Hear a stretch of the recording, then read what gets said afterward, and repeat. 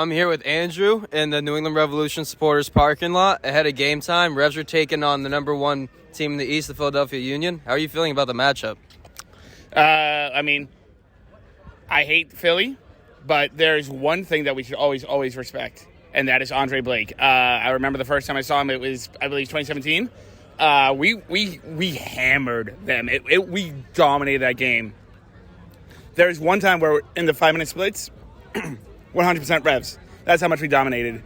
But the only reason why they did not lose that game, like 20-0, was because of Andre Blake. That game was actually 1-1 draw. We scored on a penalty and they scored on the run and play. Why should we respect Andre Blake? He's not a Rev. He's not a Rev. He's not. As far as I care, I don't really care about Andre Blake. Like, why should we respect him? He's not a Rev, no. But the Bent Musket, which is, as we all know, the Revs, which is Revs Homer Media, they used to do ratings after the game out of 10, when after that game where Andre Blake made his name known, they're like, we're gonna go out of our way here and give Andre Blake a rating. He's getting a 10 because Andre Blake is a very consummate professional. He's a good keeper. Him and Matt Turner are head and head for the best. He's been the number one reggae boy keeper for a couple of years now, and he's just a solid keeper. He's Spider-Man. Sounds good. Thank you for the time. I like your hat. My mom made it. All right, so I'm here at the supporters lot with Caleb Pongratz. All right, now Caleb, first and foremost, big day today in European football. We had the Champions League final today. Obviously, as you can see, he's got the Real Madrid shirt and the scarf. It was a 1-0 final. How are you feeling after the victory? Ecstatic. Real Madrid, best team in Europe, hands down. Revs, best team in MLS. Now we got game 2. Hoping for a clean sweep of results. Now, obviously, I see your hair here. You got the dyed tips, and I know you made a trip south of the not south of the border, but almost near there. You made a trip a little south. You want to just talk about the hair and how you spent your time there, if you want to? So I got invited out to Austin to spend time with Diego Fagundes out there in Austin, Texas. I stayed at his house, and I got out of the shower at 11:30 at night, and Diego was dyeing one of my buddy's hair, and my mom goes, number one rule, don't dye your hair in Texas. But Diego's dyeing hair. I don't have to pay for it. It worked out great. So now we're here, but time was great. I experienced a lot. I was with Los Verdes with their supporter group out in Austin, and it was fantastic. And so you usually don't wear this scarf. You usually wear the militia scarf, as you and I are proud members of the militia. Yep. For those that don't know out there, can you just describe what the militia is really and what we're about? So the militia is a subsection of the Any Rebellion. We work on trying to improvise and bring younger audience to Revs games and try and just expand the overall fort. We just want togetherness. We don't want to deal with any of the nonchalant bickering. We just want togetherness. So we're trying to revitalize the fort, make it better, make the fan experience better, and hope that both the younger and the older generations can mesh and create something that is new and improved and will continue to improve. Do you think the Real Madrid victory finally proved that Real Madrid is a solid club without Cristiano Ronaldo? It was a dangerous question. They're a solid club regardless, whoever's on the team, because it doesn't matter about the name on the back. It matters on the logo on the front.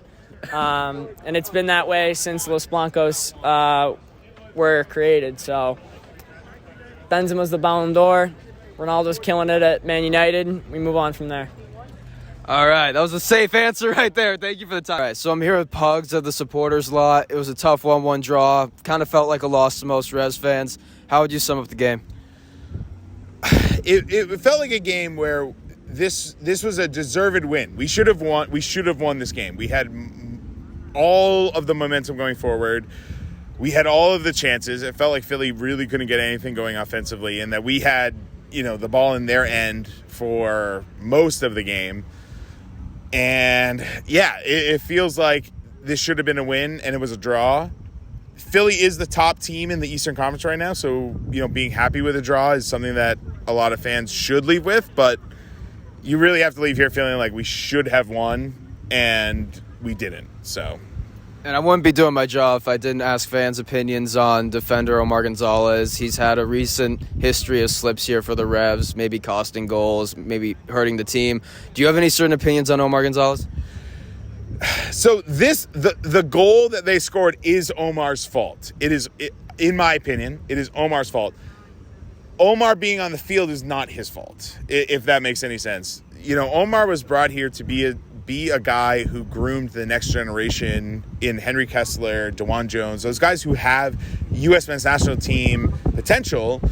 You bring in a guy who has played at that level and can give them an idea of what it takes to play at that level.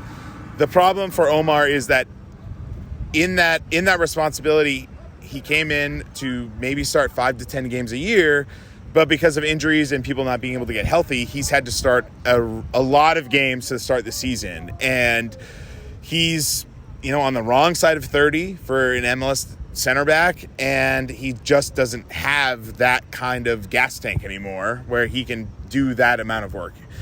So I don't blame Omar for being on the team. Tonight's goal is Omar's fault, but I don't necessarily blame him for being in the position that he's in, if that makes any sense. Yeah, that makes sense.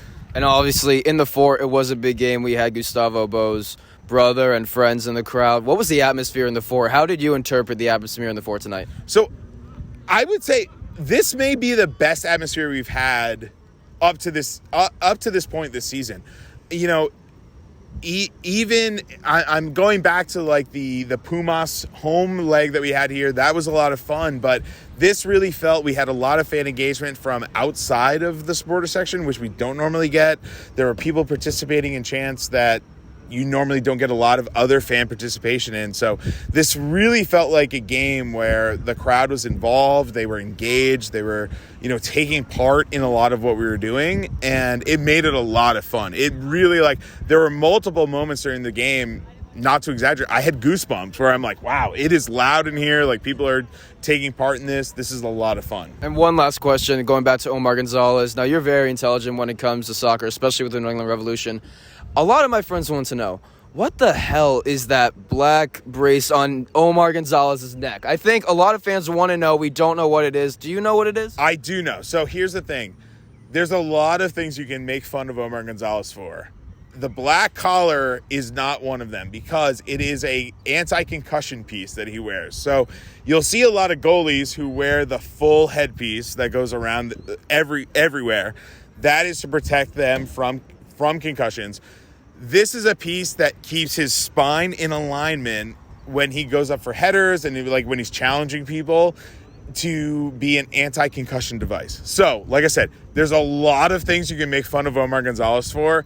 I think the black collar is one thing you got to give him a pass on because he is only trying to protect himself from a concussion, which Omar's had a long career. He's played in Liga MX. He's played a lot of minutes in MLS. He's played a lot of minutes for the U.S. men's national team. I'm sure he's suffered a lot of concussions in that career. I can't fault him for trying to protect himself as much as he can. So, like I said, a lot of stuff you can make fun of Omar Gonzalez for. Give him a pass on the collar. All right. Well, hey, Revs fans, you heard it here. Give Omar Gonzalez a pass on the collar. But only give him a pass on the collar. Only on the collar. Everything else, you're within your full right to give him the business when it comes to everything else. All right. Well, Pugs, thank you so much. It's always a pleasure seeing you here. Not only tailgating, but in the fort. We know how loud and passionate you are. We appreciate your time. Thank you so much.